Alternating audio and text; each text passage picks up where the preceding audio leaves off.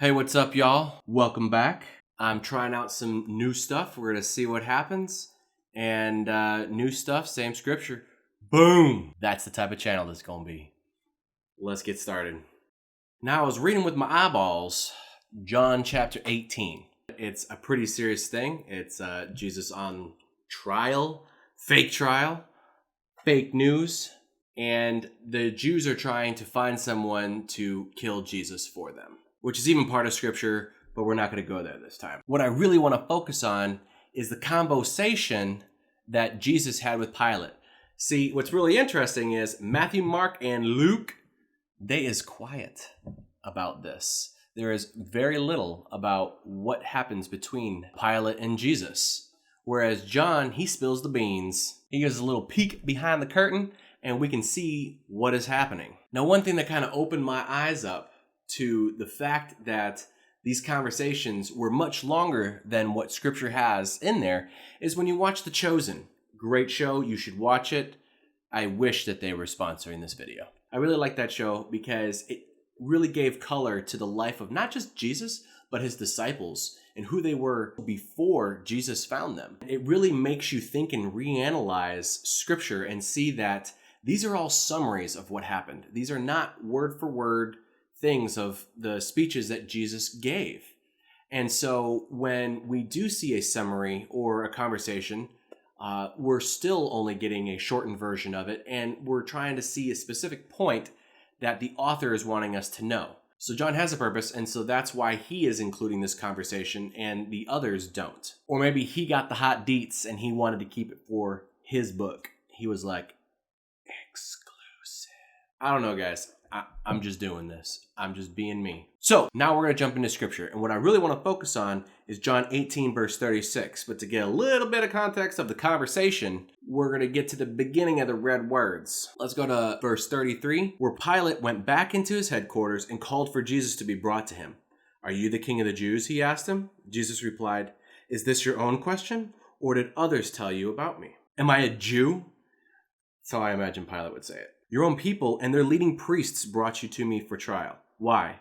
What have you done?" And this is where Jesus' words slapped me in the face. Words of truth that Jesus spoke really gave me a reality check and really made me reflect. So let's just jump into it. Jesus answered, "My kingdom is not an earthly kingdom. If it were, my followers would fight to keep me from being handed over to the Jewish leaders.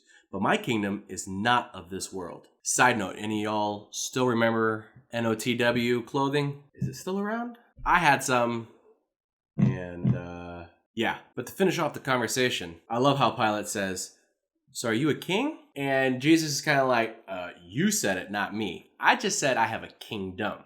But that's another conversation. That's another video. That's another lesson. Let's focus in on what Jesus had just said in verse 36. "My kingdom is not an earthly kingdom." I saw that and I just thought, man, how many times do Christians, including myself, confuse God's kingdom for something else? That I bring the kingdom of God here to earth, and I don't mean through the gospel, but we make the kingdom of God maybe our homes or our cars. Let's take it a little bit deeper. Maybe we make our kingdom our church building. I remember seeing so many people's desire to go to a church building again. But God's kingdom is the people. That is the church, not the church building. Jesus, again, he says, "My kingdom is not an earthly kingdom." That doesn't include our church buildings. But what really came to mind was America. America was America. See, it says here, "My followers would fight to keep me from being handed over to the Jewish leaders." How many times do we fight to keep America from being handed over to the opposite side, to corrupt leaders in general? Our fight is not here. Jesus does not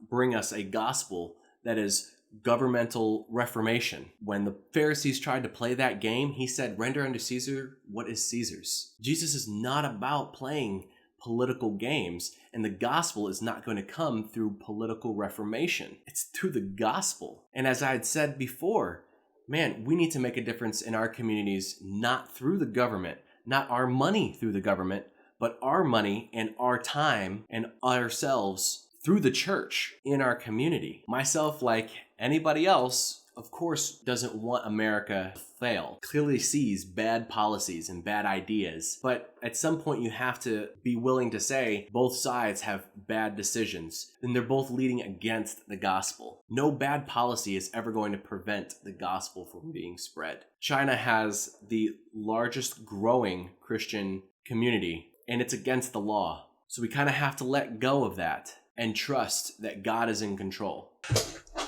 So one more thing that I forgot to say that's important. For we do not wrestle against flesh and blood, but against the rulers and against the authorities and against the cosmic powers over this present darkness, against the spiritual forces of evil in the heavenly realms, which is where God's kingdom is.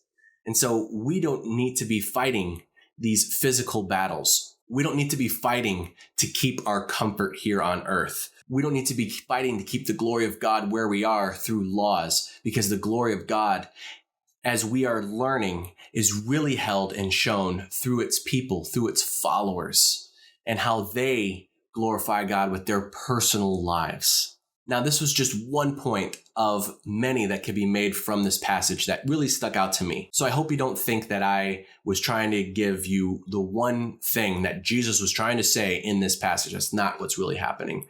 I just wanted to share something that came to mind while I was reading this passage. Thank you so much for watching. If you thought any of this was good, hit that like button, please. Share it with someone that you think might need it. And subscribe if you think I'm going to get better at this. And if you think I'm going to get worse at this, subscribe and just watch me eventually just get worse at this altogether. Both ways, thank you very much for watching all the way to the end. Let me know what you think down in the comments below. Bye.